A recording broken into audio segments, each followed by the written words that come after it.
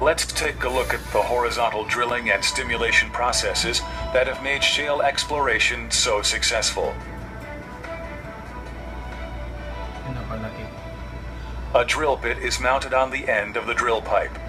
As the bit grinds away, a mixture of water and additives called mud is pumped into the hole to cool the bit and flush the cuttings to the surface.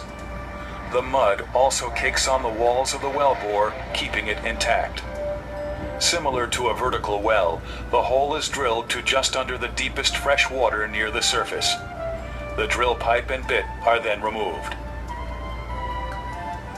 Surface casing is inserted into the drilled hole to isolate the fresh water zone and also serves as a foundation for the blowout preventer, a safety device that connects the rig to the wellbore.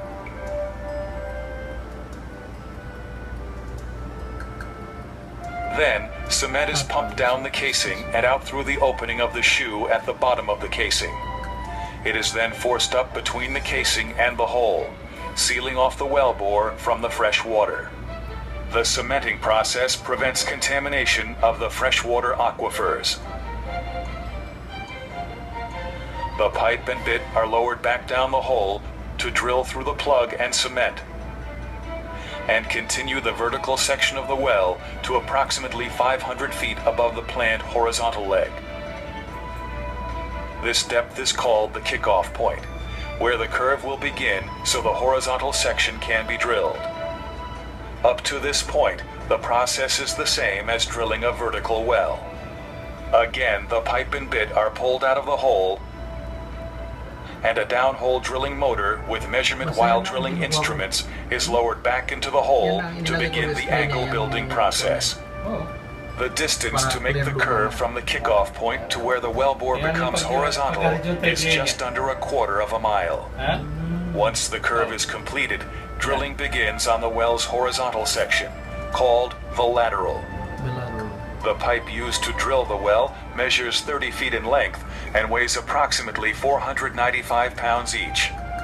It takes over 350 pieces of pipe weighing nearly 87 tons to drill a 10,500-foot well.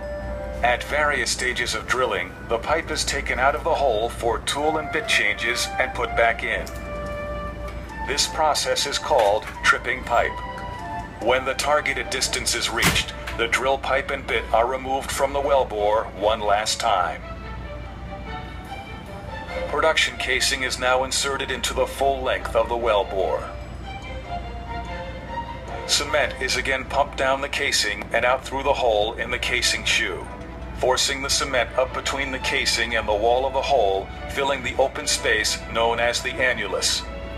Casing the well is a very important process because it permanently secures the wellbore and it prevents hydrocarbons and other fluids from seeping out into the formation as they are brought to the surface.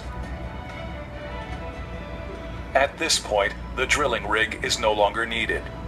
A temporary wellhead is installed and the location is prepared for the service crew who will perf, frack, and prepare the well for production. The first of these steps is to perf, or perforate the casing. A perforating gun is lowered by wire line into the casing to the targeted section of the horizontal leg. An electrical current is sent down the wire line to the perf gun and sets off a charge that shoots small holes through the casing and cement, and out a short distance into the shale formation. The perf gun is then pulled out of the hole. Next, because the shale is tight or compressed, the well will have to be fracked. Known as hydraulic fracturing, this is a process where water, sand, and additives are pumped into the wellbore and down the casing under extremely high pressure. As the mixture is forced out through the perforations and into the surrounding rock, the pressure causes the shale to fracture. This creates a fairway connecting the reservoir to the well and allows the released gas to flow to the wellbore.